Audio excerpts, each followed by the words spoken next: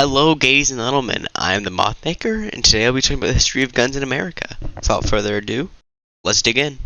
Before we talk about guns in America, we need to talk about the development of ranged weapons in America, which includes a wide array of weaponry, including tomahawks, which were essentially throwing axes, spears, which could be thrown, and of course bows, which have been used by almost every culture throughout the entirety of the world independently of one another. This shows, though, that before the advent of colonialism, ranged weapons were already prevalent throughout all of America, even if they were in a different form. But with that out of the way, we need to talk about Stars loaded with grape shot. Tally-ho, lad! Grape shot shreds 2 men in the blast. gunpowder was created in China, which led to the first proto-gun scene, which was the fire lance. And it was essentially a bamboo tube attached to a spear, which was then filled with gunpowder and would be packed with shrapnel, and then it would be shot out at opposing enemies. But as the fire lance evolved, the bamboo was replaced by metal, giving way to hand cannons, which would spread and diffuse into Europe, which then continued the innovations, which gave way to the earliest versions of muskets that we would see, which were extremely heavy and had to be held up and aimed with a Y-shaped stilt. And these penetrated heavy armor, which then led to armor's decline.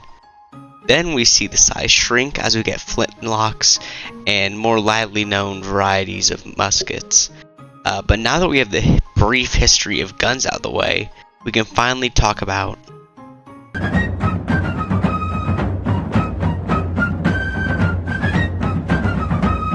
From the earliest points of colonization, guns were already prevalent in what would become the United States of America.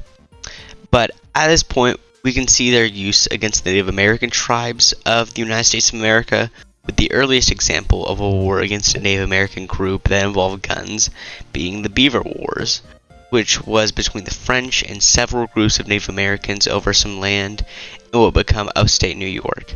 And this conflict saw usage of firearms by Europeans and Native Americans, and after this conflict, many other conflicts between colonial Europeans and the native tribes of the USA would occur, the natives adopting guns too, leading to a larger amount of firearms being throughout what would become the US, leading to a country that would be practically built and developed by guns.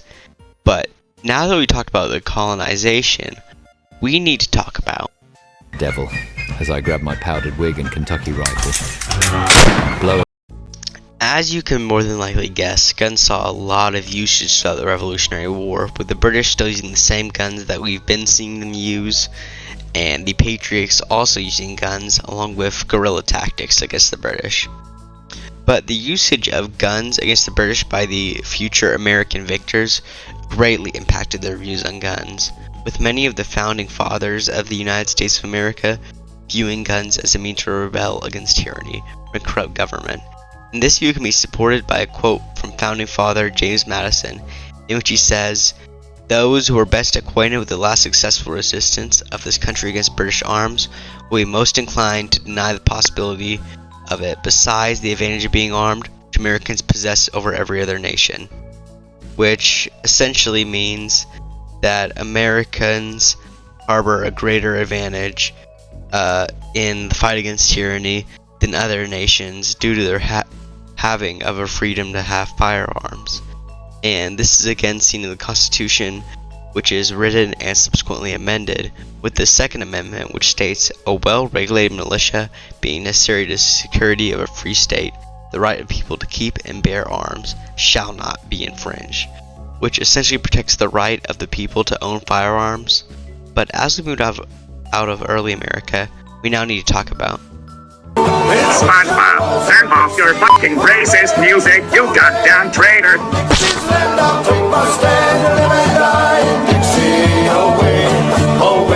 Oh, way down south in the land of traitors, rattlesnakes and alligators. Right away, come away, right away, come away. Before the Civil War, guns were used to keep African Americans oppressed and quell any opposition they might have had. But guns also worked to forward the abolitionist side through multiple anti-slavery armed rebellions that sadly failed. But my personal favorite of one of these rebellions is the raid on Harper's Ferry by one of my favorite historical figures of all time, John Brown. who led an armed raid on the government weapons stockpile and was subsequently caught and tried for treason. But soon after the events of the Civil War occurred, which was an armed uprising against the United States government by the Confederate States in order to keep their slaves as they were threatened by the current president at the time, Abraham Lincoln, both sides would have been armed at this point as they fought against each other. And the southern states, as the Confederacy, more than likely imagined that they were within their powers because of the Second Amendment, and they saw themselves as more state than a part of the nation. But at this point, African Americans on the Union side would also eventually join in on this war for freedom of their brothers, and eventually the war was won by the Union side, which ended slavery in the U.S. But after the Civil War, we have to talk. Right away, where cotton's king.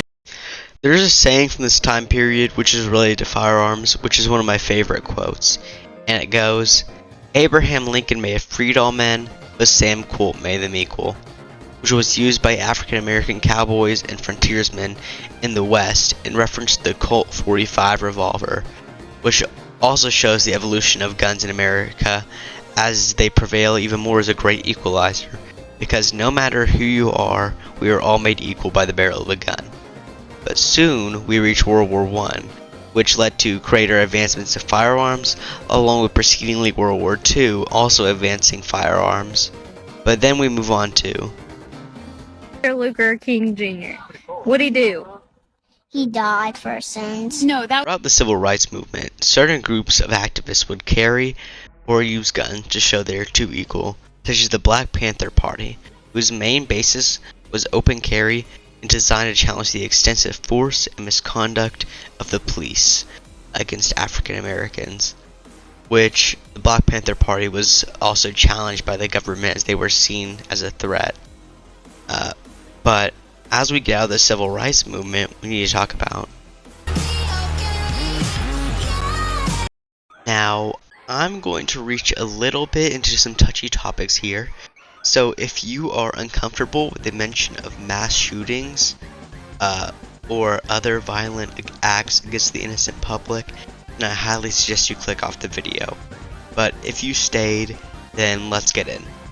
So in more recent years, guns in America have begun to be used for particularly heinous acts, such as targeted attacks against schools, the children, and other centers full of innocent civilians, such as religious buildings, which has led to some people advocating for gun control laws, which has divided the country between those who believe anyone should be able to own a gun and those who believe that guns must be regulated. And that is the current state of guns in America and the culture around them. Thank you for watching, and maybe tell me in the comments whether or not you think regulations on guns should be put in place or not. Please like and subscribe, and let's move on to the outro song. Hey everybody, this is my outro song. I hope that you do sing along. I'm the Moth Maker, and I make content. Please give me money. I need money. Please subscribe. I don't have a dime. I have really, really bad rhymes. Please subscribe. This is the outro song. The outro song. The outro song. This is the Moth Maker outro song. Please subscribe. I don't have a dime. If you give me a little bit of your time, maybe subscribe and give me a dime. A dime, a dime, a dime, a rhyme. I got bars from Mars. Girls go to Jupiter to get more stupider. Boys go to Mars to get more bars. That's what I'm saying. My name's not Lars. My name is Mothmaker, and I take time to make these videos, and I spit bars, rhymes, and hymes, and lots of things. So please subscribe and have a good time. Bye.